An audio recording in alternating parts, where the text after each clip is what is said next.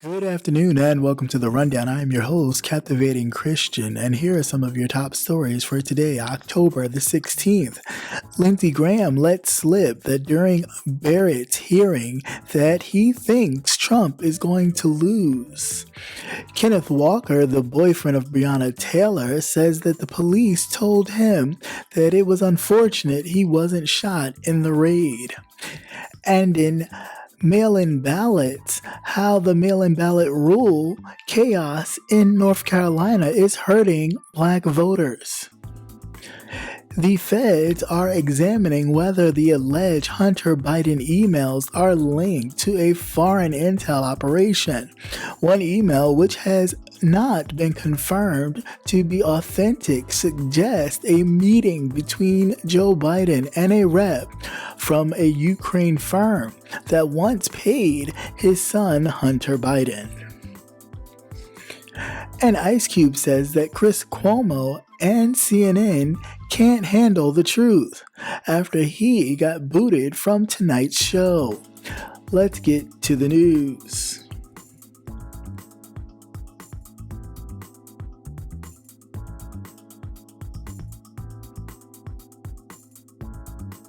On the last day of the Senate Judiciary Committee hearing for Amy Coney Barrett, President Donald Trump's nominee to fill the late Ruth Bader Ginsburg seat on the Supreme Court, where Graham was opting on the fact that Barrett makes perfect sense as a conservative nominee for the highest court in the land because she was nominated by a conservative president.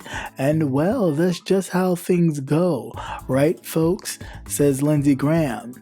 There are a few things that happen here. First and foremost, Graham is making an extremely obvious point that a conservative president have nominated conservative judges, while Democrats like people like Justice Sotomayor and Ellen Keegan.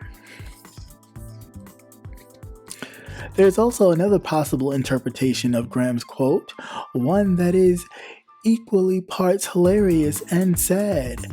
Graham knows that the type of Supreme Court nominees each party prefers is important to the people, and those people will see that Republicans nominated Barrett, take that information with them to the polls, and then vote Democrat, giving Democrats a great chance to retake the White House. Any way you slice it, it's baffling. Quote from Graham. Either he is giving up on the game by confirming that Barrett needs to be confirmed ASAP because time is running out for the GOP, or crouching it behind some invented argument that he trusts her disposition not to be an activist judge, or he's just musing along about how unpopular judges like Barrett are among the general public and acknowledging the forcing through her confirmation will cost Republicans the White House.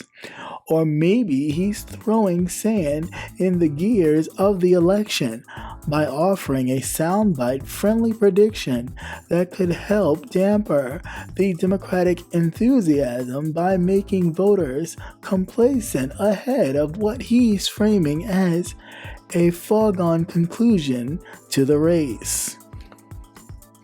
Either way, it seems likely that the president himself will eventually get word of Graham's not-so-rosy Election Day prediction, and I'll bet he'll have some fun things to say about that.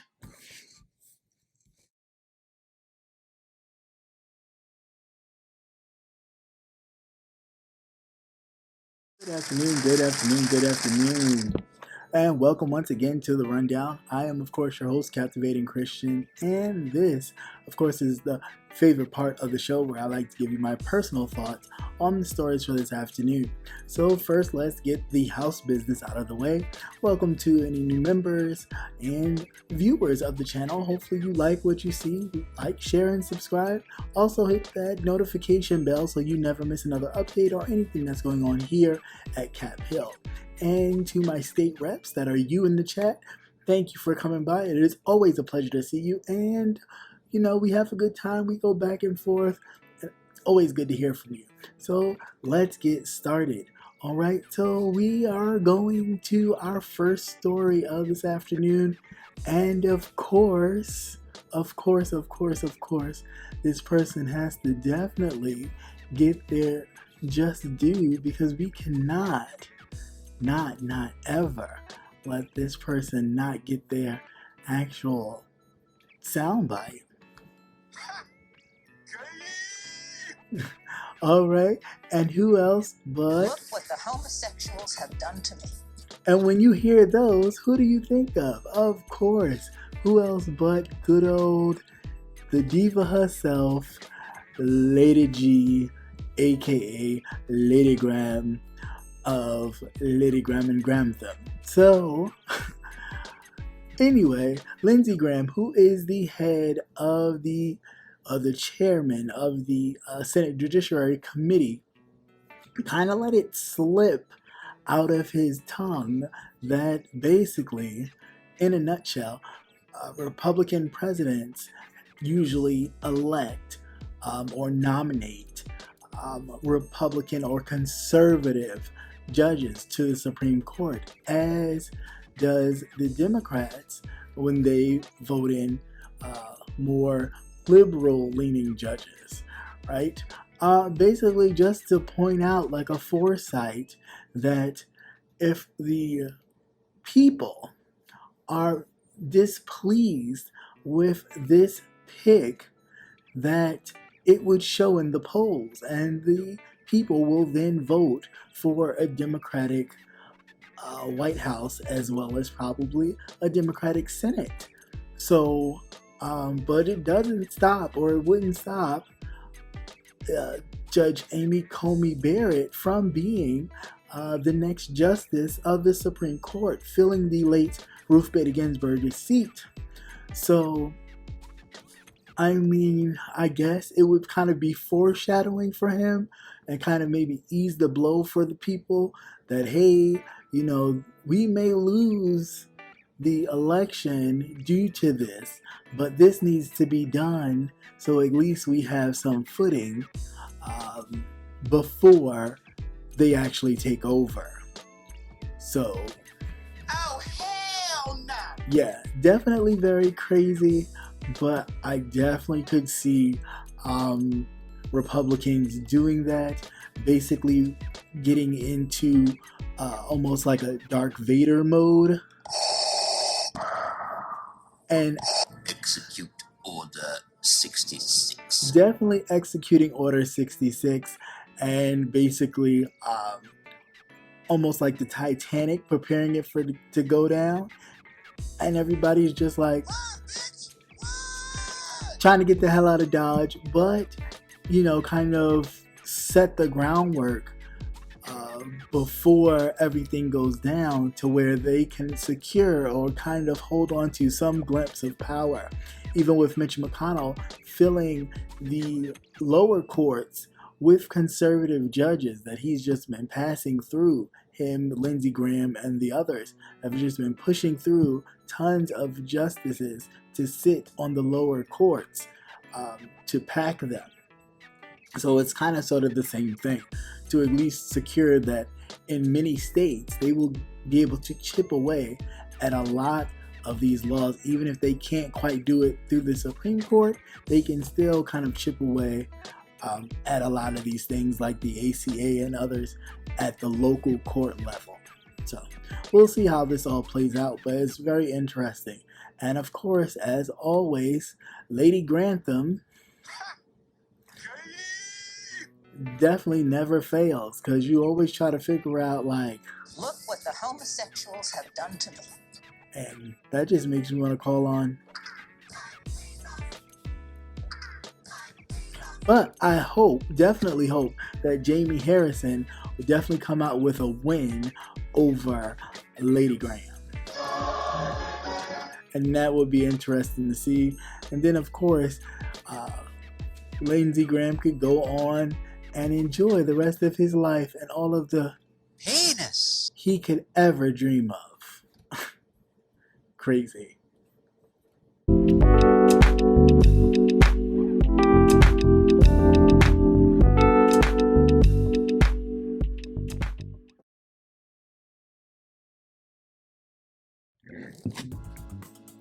Kenneth Walker, boyfriend of Breonna Taylor, the 26-year-old black EMT who was fatally shot by the Louisville, Kentucky police in her own home early this year, says that he was told by a police officer the moment after her death that it was unfortunate he wasn't hit as well. Walker opened up about the events that took place on the March night of the botched police raid at his girlfriend's apartment in an interview with CBS News on Wednesday. No, nobody was responding when we were saying, "Who is it?"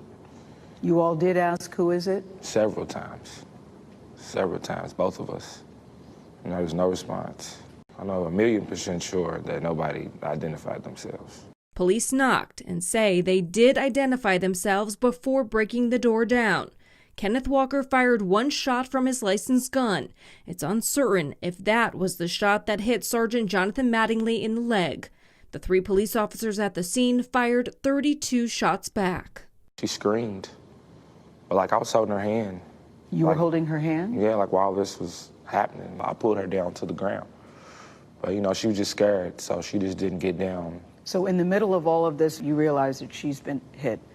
Was she alive at the time? She was still, and when all the gunfire stopped, and I was holding her.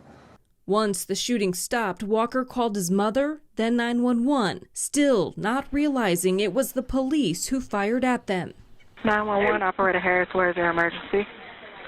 I don't know what's happening. Somebody kicked in the door inside my girlfriend. Walker went outside seeking help for his girlfriend. There he saw police with guns drawn, threatening him with police dogs.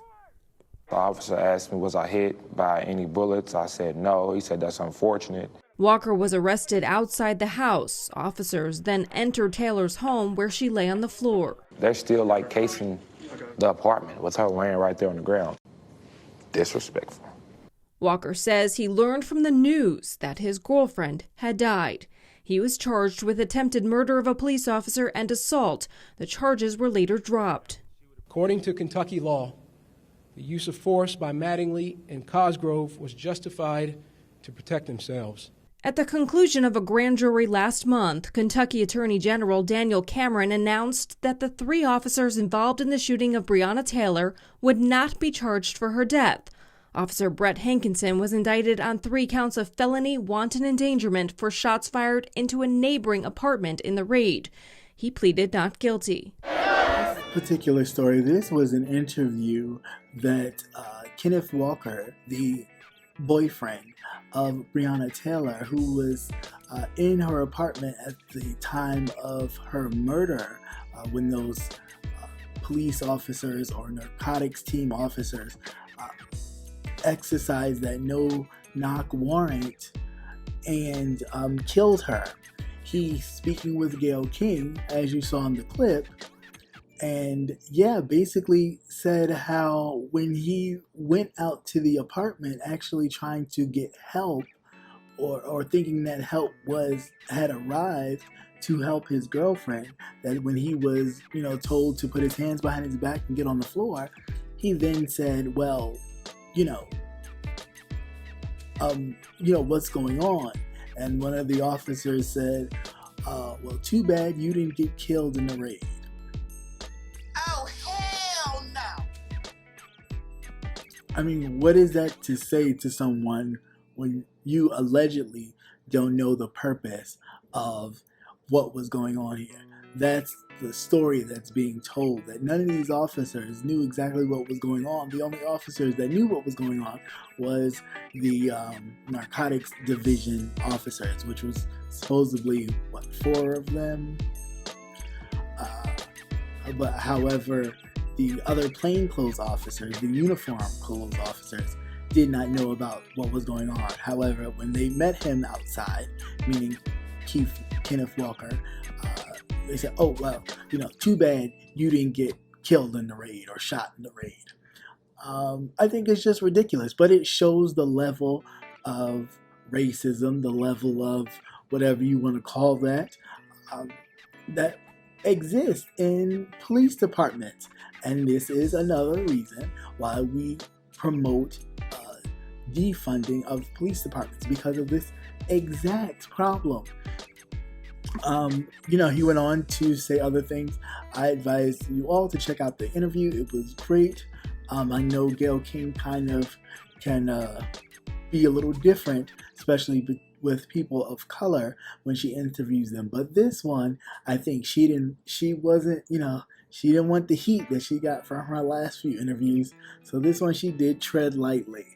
I think it was an insightful interview. Still very sad and unfortunate that this young man has to deal with this trauma daily, on a daily basis. Not just him, but his family as well, and of course Breonna Taylor's family also. This definitely needs to be looked into more. I really don't understand how you can discredit an actual witness to something so horrid and really discount his story when he's an eyewitness to what's going on, or to what happened between him and his girlfriend, Breonna Taylor. I really hope he gets the justice, which is rightfully his, and rightfully so, even as far as them, not convicting him, but charging him with attempted murder for him trying to defend Breonna, as he says he held her hand, as they were both fearful with the police banging in the door. So prayers out to him and his family, also to Taylor's family, in hopes that they do, he definitely does get the justice he deserves.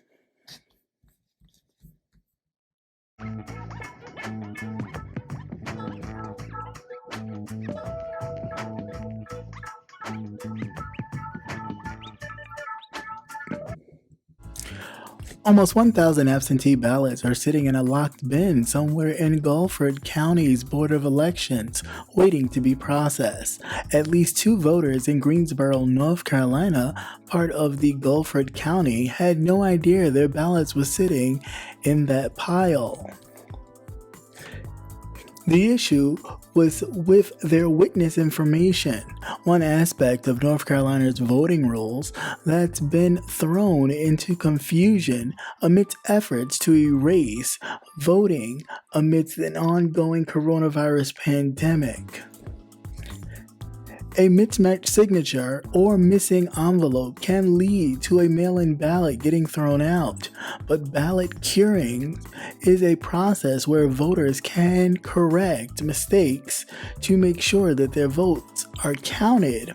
Some states have different curing mechanisms. Some automatically notify voters about problems, while other states force voters to proactively follow up with their election officials. A federal judge on Wednesday blocked the North Carolina State Board of Elections from allowing voters to cure or fix a missing witness signature with a signed affidavit, but determined that other types of deviant witness information, like a missing or incomplete address, can be cured without casting a new ballot. North Carolina early in-person voting has begun on Thursday, with long lines around the state that have been the center of a partisan fight over voting in recent years. A law requiring voters to bring government-issued ID to the polls is tied up in court. For the past few years, racial gerrymandering was in the national spotlight when the congressional map drawn by the Republican-led legislator were in question. Those maps were thrown out after a state court ruling in 2019.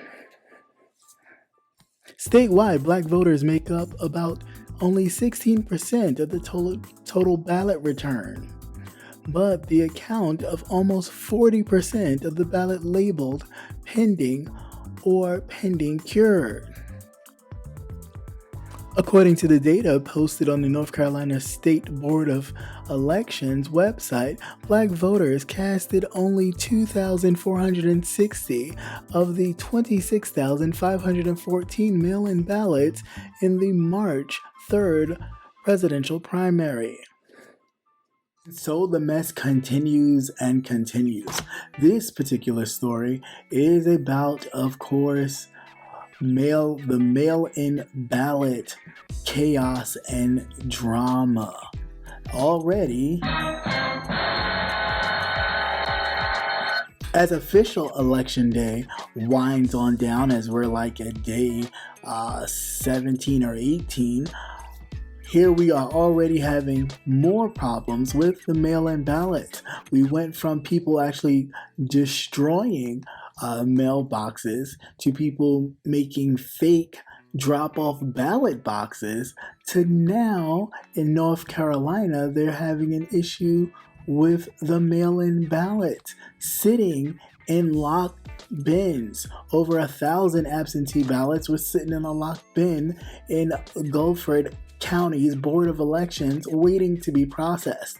And in the process of it waiting to be processed, of course, they usually put it through or run it through a system or a machine that basically checks for errors. Now, some of these machines check errors automatically, and they systematically call the voter to inform them that there's an error on their ballot that they need to correct in order for it to be counted. However, certain states have it to where in which you have to call in, the voter has to call in to follow up with your ballot. And if you don't, they will throw your ballot out.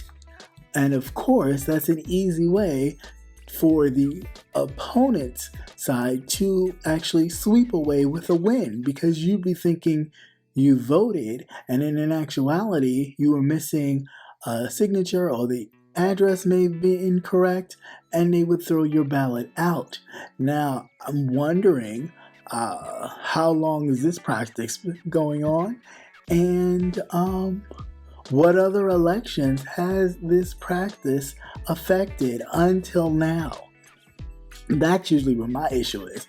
All the time we talk about, these things, and they always pop up every election or so, especially when it's going to be a contentious race with who actually will take over or continue in the leadership role.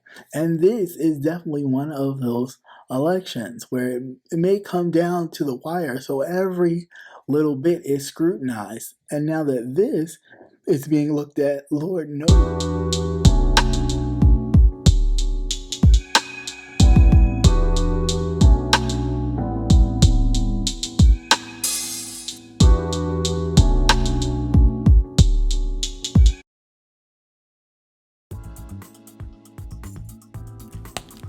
Federal investigators are examining whether the emails allegedly describing activities by Joe Biden and his son Hunter and found on a laptop at a Delaware repair shop are linked to a foreign intelligence operation. Two people familiar with the matter told NBC News the FBI has seized the laptop and a hard drive through a grand jury subpoena. The subpoena was later published by the New York Post. The Bureau has declined to comment. The Post, a conservative tabloid, has published a series of stories based on emails the newspaper says it obtained from President Donald Trump's attorney, Rudy Giuliani. The first story highlighted what is called the smoking gun email that suggests a meeting between Vice President Joe Biden and a representative of a Ukraine company that once paid Hunter Biden. The Biden campaign says that there is no evidence to the meeting that happened, and the story was greeted with widespread skepticism. An attorney, for Hunter Biden says in a statement that we have no idea where this came from and certainly cannot credit anything that Rudy Giuliani provides. The New York Post. But what I do know for certain is that this purported meeting never happened.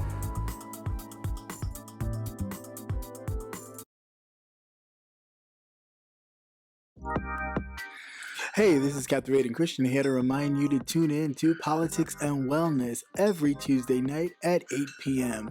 Politics and Wellness every Tuesday night at 8 p.m.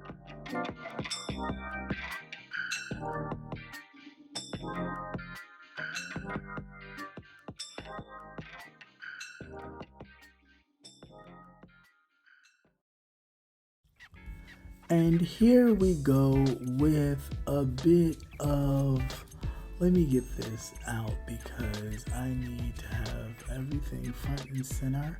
So here we go with a little bit of, there's nothing else I can give this but the old, Uh-oh, retard alert! Uh-oh, retard alert!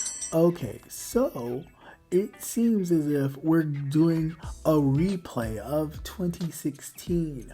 So real quick, let's jump in the time machine for a little bit and go back to 2016, right?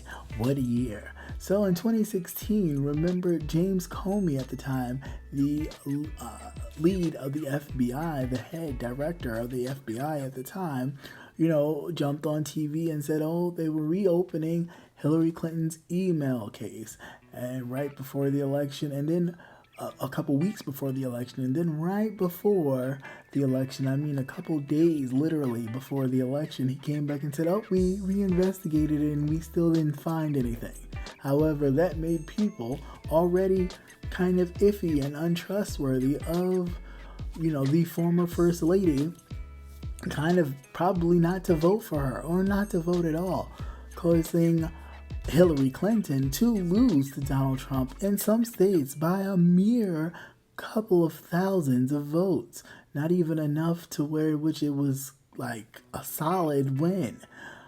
So of course I would understand how this story would make anyone nervous because it's coming out at this crazy Looney Tune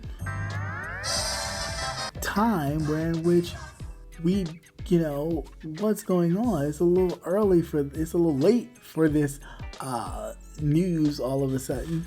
But then we have to look at the factors of who's spilling it. And of course, this tea is being spilled by who else but the New York Post, and whose CEO is, of course, Rupert Murdoch, who also owns, and you guessed it, Fox News. Damn, son, where'd you find this? So I am giving the mean side eye Oh, hell no! You trying it again? Granted, it worked the first time, but don't you think people would be a little smarter the second go around to kind of see your little,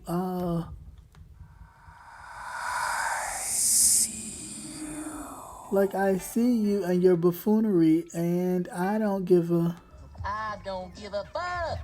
I'm not falling for it. So you could take that somewhere else. But basically, for those of us who are interested in this little tidbit of tea coming from who else but Rudy Giuliani, who reminds me of... Giggity, giggity goo. Stick around.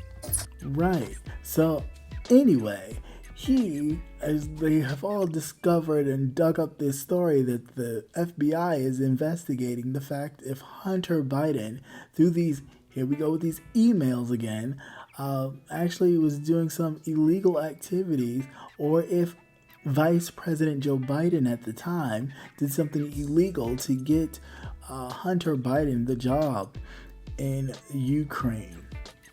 They've been digging at this horse for a while. I don't know if they found anything, or if they ever found anything, or if they were just going to hold on to it and just use it for what they did right now, which was some sort of bomb to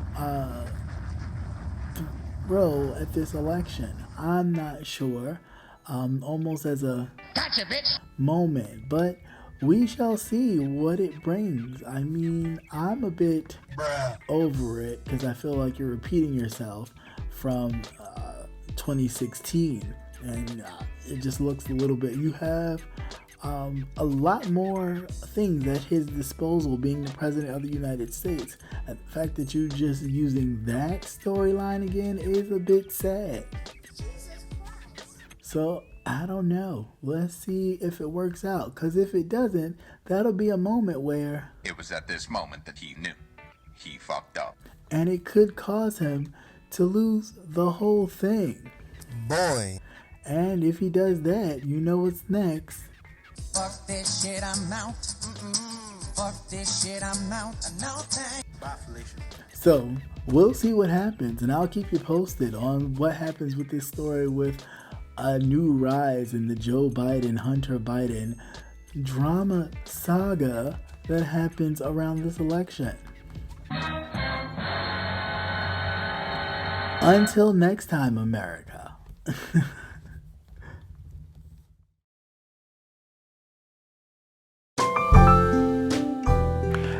And be sure to join Jay Wilson, Rebel Sun, The Official Kingpin, Conscious TV, and Captivating Christian this and every Thursday at 6:45 Central Standard Time, 7:45 Eastern Standard Time for the Gentleman's Panel, where we are not afraid to go there and discuss an array of topics. See you there. Looks like CNN got cold feet about Ice Cube's Thursday evening appearance. The actor tweeted Thursday afternoon announcing that he would no longer be appearing on Chris Cuomo's show, Cuomo Primetime. So the powers that be canceled my interview at Cuomo Primetime tonight. He wrote, "I've actually been banned from CNN for a few months, so I was surprised they even asked. But it seems like they can't handle the truth." This cancellation comes a day after Cube's tweet about endorsing President Donald Trump resurfaced on Twitter. He responded by quoting the tweet dated August 2016, simply saying, "I haven't endorsed anybody. I will never endorse a mother blank like Donald Trump," he tweeted over 4 years ago, ever. Despite claiming that he is not a pro-Trump, Cube confirmed that he has been in touch with the president. One of Trump's senior advisors thanked him for stepping up to work with the president's administration to help develop the Platinum Plan, which has the goals of helping Black communities. Additionally, the rapper posted a video on Sunday expressing skepticism towards politicians, especially former Vice President Joe Biden and his running mate, Senator Kamala Harris. He has also called the Black community to band together in a fight against systematic racism. Story that was kind of hard for me, and I'll tell you why. So I like Ice Cube. Okay? I'm a fan of his movies. I'm a fan of his movies that he's acted in, the movies that he has directed or produced. I am a fan. But, oh, hell no! So, okay, he was supposed to go on Chris Cuomo's Cuomo Primetime, which is, I believe it's a 9 o'clock slot show on CNN. And they canceled his showing because I possibly that he had put out a tweet that he was supporting Donald Trump, right? That was easy.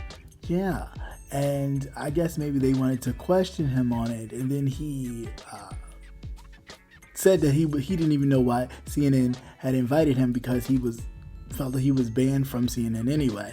But they wind up inviting him. Now I don't know if someone invited him and they did not know that he was kind of sort of shadow banned from them, or if in fact they was kind of gonna give him an olive branch, or maybe try to figure out why, as a black man, was he actually gonna vote for Trump. Maybe they thought that was gonna be something good to talk about. Who knows? But they wind up rescinding their invitation and canceling his appearance. And he says, using a line from that Tom Hanks and what's the Jack Nicholson movie where he was like, give me the truth. And he's like, you can't handle the truth. He used that line in a tweet saying that CNN couldn't handle the truth. Now, he did go on to say that he was not supporting any candidate. However, the Trump administration, of course, reached out to him, and he was talking to people in the Trump administration. Whoop-de-doo. But, I mean, are we surprised? No, I would not be surprised that would be what it is, because we all know the type of person that we're dealing with in Donald Trump, who will do anything to make sure he can garner votes. Even if that means finding anyone that they can parade around with or take photos with who happens to be a person of color to push other black men and some black women away from voting for Biden, to rather vote for him. But then my question to all of that is just this.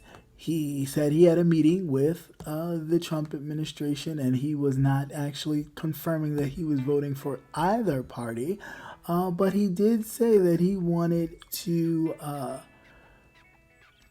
deal with systematic racism, and he was a part of the, let me go back one. So he is a part of, or allegedly, I'm not sure if that's confirmed or not, but he possibly could be a part of the Platinum Plan. You stupid.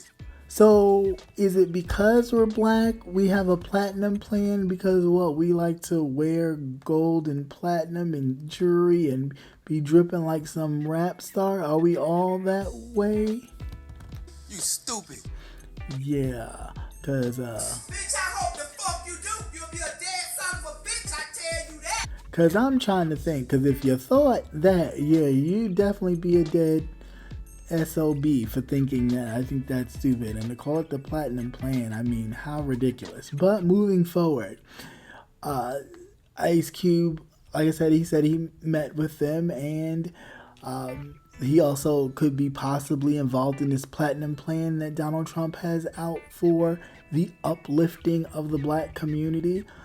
The same community that he calls trash, like Baltimore and like Chicago on a daily basis, and other places like the shithole countries that our ancestors come from, that person, right? So that's the same person that you would vote for and wanting to hopefully end systematic racism.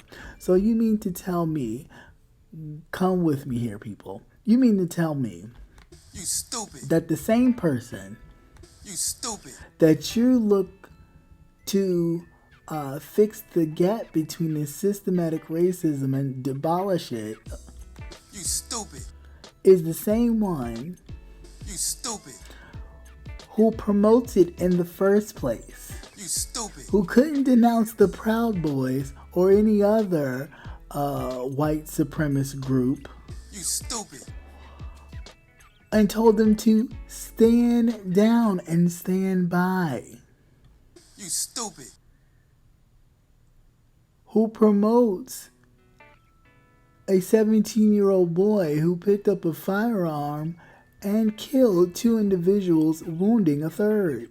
you stupid. But this is the same one that you want to think will be able to end systematic racism, who gets every opportunity to try and bring calm to the nation, but throws a dog bone and a dog whistle to his feverish supporters who are, quite a few of them racist. Gotcha, bitch. I don't understand it. I really don't. I think this whole macho machismo, just because he happens to be a man, that all black men need to stand up and vote for this white man who's totally against them and against anything that they stand for and do, is ridiculous to me. You almost look like the character in Django. I can't think of the man's name, but y'all know who I'm talking about. Samuel L. Jackson's character. How he was begging and pleading and just one with the master. It looks so buffoonery, just so stupid. And for that, I will just be like, boy. But anyway, I really am finding it hard to really get my head wrapped around that, because I really just don't. I don't get it. I really don't get it. You sit here and you promote wanting equality and that our vote doesn't matter and we gotta, do this and do that, but yet you are here ready to cower down or get in bed with someone who clearly every day, every opportunity he gets, whether you're in his tax bracket, your brothers and sisters are not. And when he's referring to shithole countries that your ancestors come from, or that inner cities need to be better policed by military equipment and aggressive force as we watch people die in the streets, I wouldn't trust this president to do anything else but leave. Try. And even that, we're not even sure if he's going to do peacefully. So we have to sit here and wait, and hopefully he actually does this peacefully and we don't have a whole civil war on our hands. So he can go around and start grab him by the pussy and leave us the hell alone. So come on, man. Get it together. I mean, really. A lot of people have platforms, and instead of using it in the right way, because again, I'm not saying that all the Democrats are, the best. Hello? But I am saying that when you see someone who's done some egregious things and still doing them, to vote them or keep them in is ridiculous. What? So I think, maybe we just need to think a little harder and kind of do the research. You had the funds and the money to do so. Do it. Help that way.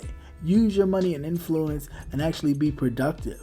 Don't try to swing people to vote for somebody who's, adding to the oppression just because they're putting it in your face and makes it feel better. I don't think so. Shut up! Thank you.